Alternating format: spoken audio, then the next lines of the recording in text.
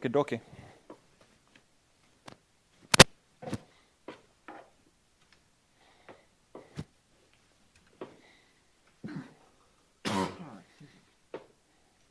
So I was gonna try and get, for some reason this one's not working that has both of y'all on it. So I just have the two individual cameras. Huh. So just two close-ups. So you don't have a together where you can see both of us in a shot? I don't. I had the HDMI cable is working and now it's not. So I don't know. Is there a way you can set one of these cameras so you see both of us? I don't care if I'm ever close up or not, but Yeah. or check both of them for two different angles of both of us. Yes, sir. Let me make sure that this is on here. Okay. Cool.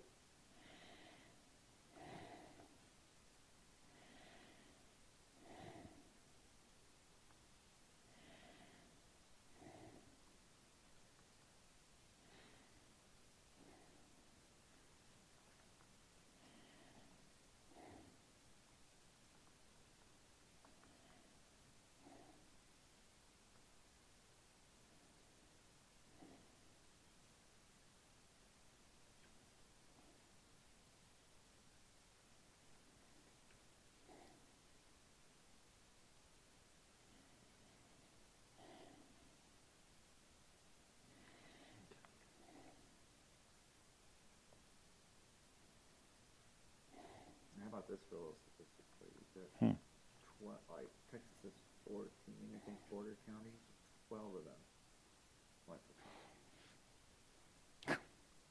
That's great. That's amazing. That's amazing. I mean, you can no longer say that the RGV is Democrat. No, it is now Is now Republican.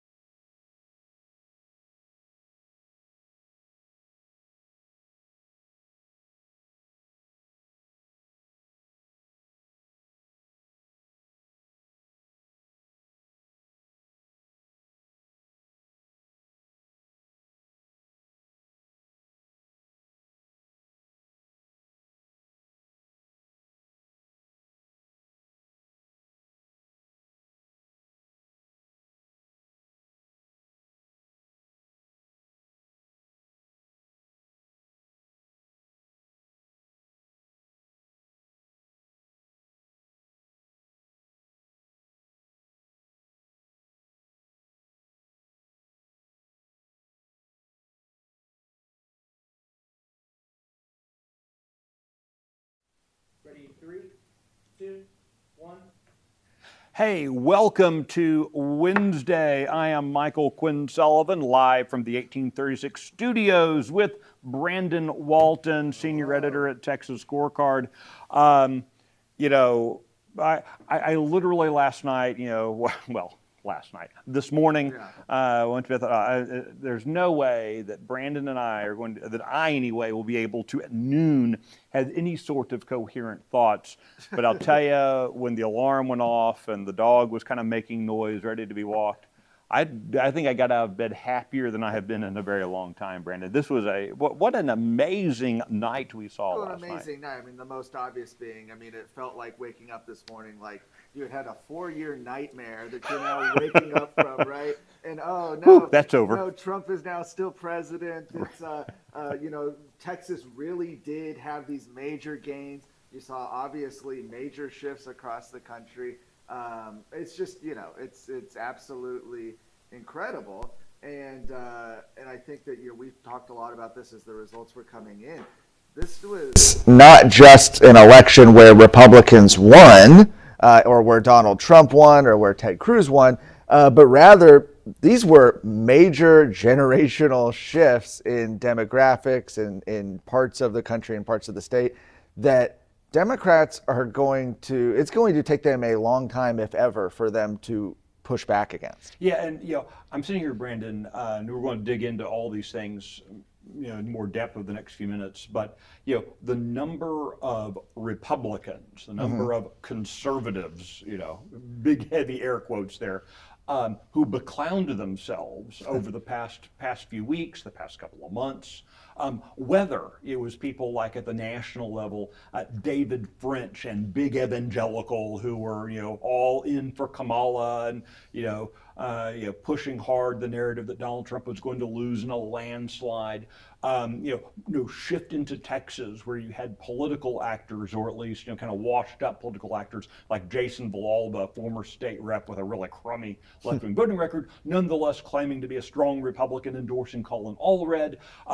Just rinse and repeat, up and down the ballot. The claims of the big blue wave, the claims that it was going to be a 99%, Hispanics, and African Americans going for Kamala, that it was going to be this total wipeout, and that didn't happen. No, not only did that not happen, it was the other way. The level of delusion that the left, that you have to assume the elitists, the people with the actual access to the polling numbers, they knew that what they were selling was false, and yet they led a great many Democrat voters, kind of the Democrat faithful, right off of a cliff. And that's why you see that this morning of just these unhinged videos of people, wailing and crying because they believed the lies they were being told. Well, yeah, it's been said many times, but that's what a lot of polling from these liberal firms has now become, right? Is they'll put polls out there that are not designed to actually give any insight into what's happening in the race. The obvious example being Iowa, right? Where the gold standard, the amount of time CNN, MSNBC, et cetera, talked about this gold standard poll that showed Kamala Lee by 3 or 4 points. He went on November 2nd, the Des Moines. It was over the weekend. November. So this isn't like, back in, some mythical May or something. No.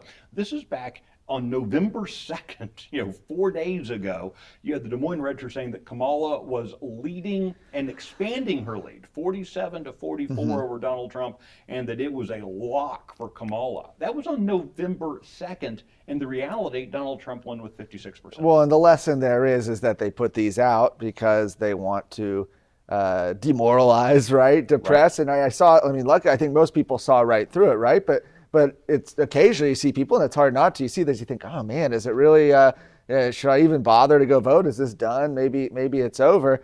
Luckily enough, people saw right through it. And I think if anything, that's the lesson is pushing back against the legacy media, the left, the institutions and their attempts to define the narrative before the votes have actually been cast or counted. Right. What was fun to watch, and we'll stick with the national for just a moment longer.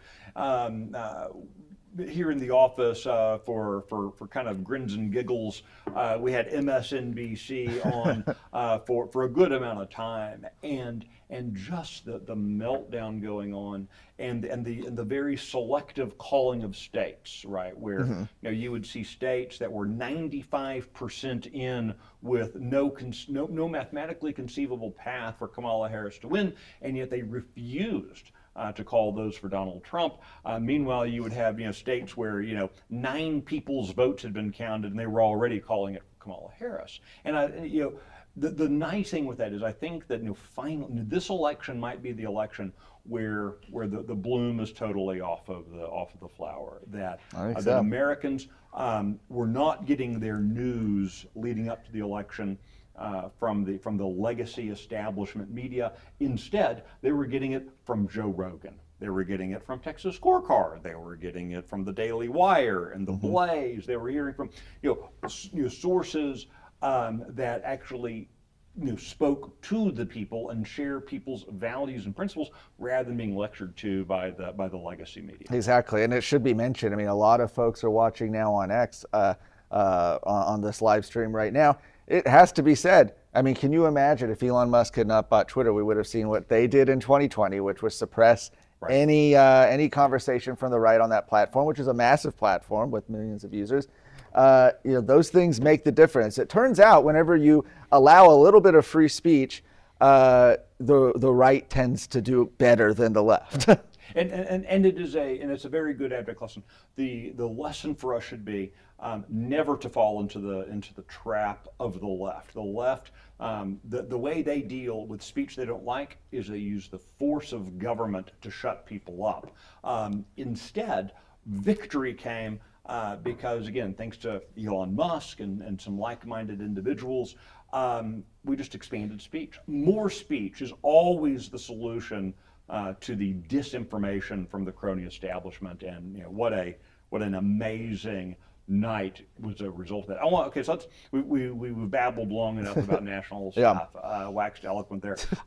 Let's talk about Texas for a few minutes. We mentioned a moment ago Colin Allred and the Democrats and the challenge to Ted Cruz. I can't tell you, Brandon, the number of people I saw on X, that I saw on YouTube, that I saw on Instagram, that I saw on Twitter, who were kind of buying hook, line, and sinker the idea that Colin Allred had a real shot. He was a real candidate. He was really going to someone who 99% of Texans didn't know existed before like January of this year. Most people didn't know he existed. They didn't know that he was around, but he was going to be the guy to take out Ted Cruz because he had once played football at some point. He was now a congressman from a suburban urban district in Dallas. He was going to take out Ted Cruz, and every poll we were fed, everything you were seeing was that this was a fait accompli. But instead, Ted Cruz won by a bigger percentage than he has, I think, since he was first elected. Oh, certainly, and certainly bigger than he did in 2018 against Beto O'Rourke. I mean, that was something we had said throughout that, is that a lot of folks would ask me, is Ted Cruz really in trouble? And, look, anything can happen with elections, but you look at 2018. You're running scared or you're losing. Yeah, right? you look at 2018 versus 2024, Colin Allred was not Beto O'Rourke. I mean, whatever you think of Beto O'Rourke, right? He at least gained a lot of attention. He was skateboarding, Whataburger, all that stuff, right? And he was gaining attention that way. The only way Colin Allred seemed to be able to gain attention was the barrage of advertisements that they were spending millions of dollars to put on TV in those last few weeks of the campaign. That was the only time you saw Colin Allred, I can think, is that you saw him in the campaign ads, and then you saw him in his disastrous debate performance against Ted Cruz. And so you have Ted Cruz winning by 9, almost 10 points right now. Huge margin, and something that really speaks to the state of the current Democrat Party in Texas. That was one of the biggest problems that Colin Allred had, was the fact that the Democrat Party on a national level, and by extension the Democrat Party in Texas, had gone so far left on issues like boys and girls sports, boys and girls restrooms. This was a big, subject matter of a lot of the campaign ads and a lot of the fodder around the race, but it was for a reason. That's because this was an issue where you really saw a divide between where actual voters are and where the Democrat Party has been pulled to by the radical gender ideology activists on their far left fringe. I think if you poll most Democrats, even, they would say, no, we don't want boys and girls restrooms. And yet Colin Allred's put between a rock and a hard place, where he's, asked about it during the debate and sort of has to straddle the fence on and not really give an answer. And you see the results. I mean, that's what happens. And those results were, again, the myth that the Democrats have tried to push, the myth that Democrats have tried to push, and you see a lot of Republicans buying into this myth. To their error is this notion that demographics is destiny, and by which is code for left-wing racism,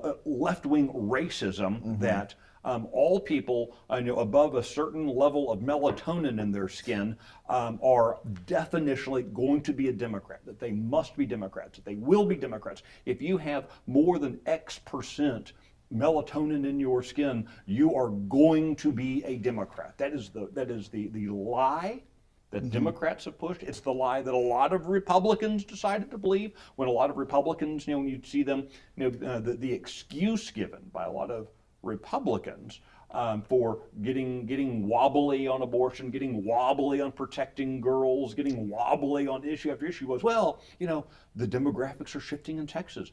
We have to sound more like Democrats. Well, what we saw last night was that was a lie. Last night put a lie to that, and you saw that in the way the most Hispanic county in the nation, 97%, Starr County, went for Donald Trump last night. Yeah, first time went for Republicans since like the late 1800s. Right.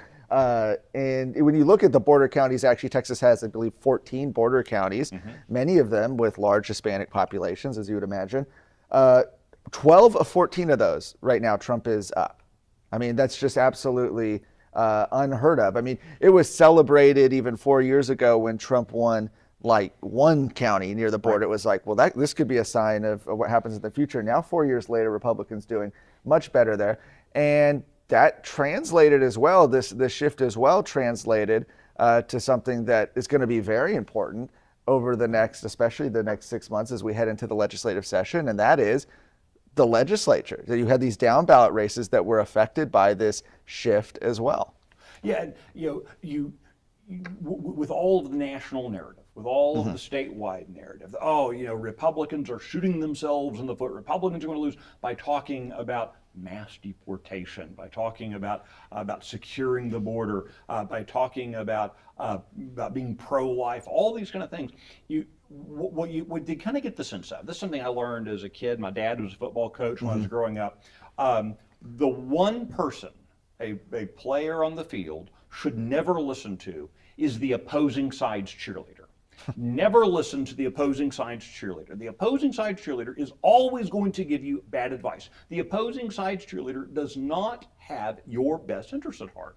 And so when we were hearing the Democrats' cheerleader saying, don't talk about deporting illegal aliens. When we heard the opposing side's cheerleader saying, don't do anything about border security, rinse and repeat all those issues, what they were signaling was, we're going to lose on those issues if you keep talking about them. And sure enough, that's what happened. Fortunately, we had both in Donald Trump and that we had in Ted Cruz, and we had in guys who aren't on the ballot but were very influential in the election, like Greg Abbott and Dan Patrick and Ken Paxton, who were kind of chucking that bad advice off to the side, and instead were pushing harder on going after big tech, pushing harder on going after illegal immigration and illegal aliens. Those are what accounted for those wins. But suddenly, no longer we're choosing between milquetoast and leftist. You had folks at the border and around the state making real choices on real distinctions, and I think that's what carried the night. Yeah, and so a few of the biggest examples of that. Looking at the Senate first, we'll mention the Senate first. We had Adam Hinojosa beating Morgan LaMontia, a Democrat that defeated him just ever so narrowly, just a few hundred votes, right. 2 years ago. They have another rematch, and this time he's able to be pushed into the lead. That was a race I think people were looking at, and they were expecting that there would be a good chance that would happen. Similarly, in Uvalde, South Texas area, southwest of San Antonio there, you had Don McLaughlin, who's the mayor of Uvalde, was the mayor of Uvalde until he decided to run, taking a seat that was previously held by Tracy King, who was a Democrat, so it was an open seat. Don McLaughlin beating the Democrat there. Again, this was a seat that was largely expected to be a Republican pickup. Right. What surprised a lot of people, including myself, frankly, looking at this, was what happened in Corpus Christi, where you have a seat that was held by a Democrat, Abel Herrero, who won the seat 2 years ago, same district, by 15 points. Okay, so it went Democrat 15 points 2 years ago. And you have Denise Villalobos, the Republican, looks like she's set to win that seat by over 10 points. This is an over 25-point swing in 2 years. That's massive. That cannot be overstated. And sometimes you can point to these things. Oh, well, there must have been. No, this is the exact same district. This is not redistricted. Yeah. This is not where it's the same number, but the boundaries shifted. So only one neighborhood stayed the same. No, this is the exact same district. And again, I would argue that part of the difference is you had people being able to vote on real choices. And look, I mean, I love all you nice people in Collin County. Please don't get me wrong, but in the gated communities of Collin County, illegal aliens it can sometimes be just an esoteric question. If you're living in Nueces, it ain't there's nothing esoteric about it. These are real threats. The closer you get to the border, the cartels going across your properties, your kids being in danger at night, all those kind of things are much more real. And I think that in these results you see folks saying, absent the milquetoast coming from Republicans, instead having something approximating strength coming from the Republicans, voters said, we want that. And I think there's a really good lesson for the legislature, now that you've seen the legislature shift even more to the Republican column, more strongly conservative. Lawmakers are going to have to quickly readjust. We are 68 days from the start of the legislative session on Tuesday, January 14th at 12 noon. The old playbook, Brandon, of Republicans have to power share with Democrats. Texas said last night, no more power sharing with Democrats. No, and interestingly, and I'll be talking more about this at 5 o'clock on Daily Headlines, so you can see that. I'll tease that a little bit. But you look at the math for Dade Phelan right now, the Republican gains that we have, where Republicans will now have 88 seats, I believe, in the Texas House when they come in there versus the 86 they currently have. That's actually bad news for Dade Phelan if he wants to remain Speaker. Those additional Republicans make the math that much more difficult for him. And so these races, have a real impact on that. And look, these races should have a real impact in policy. Like if political races aren't impacting policy, there's no point in doing these political races. They have to impact policy. You look at what the Democrats were saying over the past 4 months. The Democrats and some of their Republican enablers were making the 2024 general election a referendum on really two issues. So-called reproductive rights, that's killing children, and opposing school choice, which is ensuring that children are locked into indoctrination in government schools. That's what the Democrat was pushing. Reproductive rights, killing children, and opposing school choice. Those are the things that in every one of these races, the Democrats, from Cullen Allred all the way down in Texas, they wanted to make their elections about those two issues. And Texans said, we will take you up on your offer. We will absolutely believe you. And Texas voters sent them packing. So the legislature is going to have to, however wobbly lawmakers were thinking about getting on abortion or on education reform or on a whole host of issues, Republican lawmakers are going to have to stiffen their spines because Texans are expecting them to get to work. I'm also, was also very surprised to see, when you talk about coattails, that's no one can deny that the top of the ticket always matters. And Donald Trump's decisive win in the popular vote really mattered. And so then you expect congressmen to do well, expect state senators to do well. Those are big seats. Maybe even some spill out with the legislature. But now you get into local races, and you saw again a lot of movement there in Dallas County, in the kind of North Texas area. One of the Court of Appeals districts, something that most of us pay no attention to our detriment. But you saw the entire Court of Appeals up in of the Metroplex flip from Democrat to Republican last night. Every single one on the ballot flipped to the Republican column. Yeah. You know, not only is that local, but it is local and a kind of an obscure race for most people, and that flipped. In Williamson County, where we are right now, the sheriff who was a Democrat who even had support from Republicans, defeated last night by a actual Republican. So up and down the ballot, you saw real strong performance. You saw it in Harris County as well, and you even saw it in Dallas County, where 2 of the 3 hero amendments, essentially these were propositions put to voters in the city of Dallas to radically bring some transparency and some much needed reform to the city of Dallas. 2 of those passed, and they were 2 of the strongest one of them being allowing citizens to sue if the city violates their charter, essentially, and then another one dealing with police funding. Right. And so that was major. These are amendments that the city council illegally tried to water down, tried to flood the ballot with confusing language, and the court said, no, you can't do that. I mean, literally the city of Dallas pulled out all the stops with taxpayer resources trying to stop these three city propositions, and 2 of the 3 won, and won fairly decisively. In Houston, you had the largest bond debt ever put forward in the state of Texas, $4.4 billion. Houston ISD and voters there completely trying. When you say let's go into big debt for the children, that passes every time.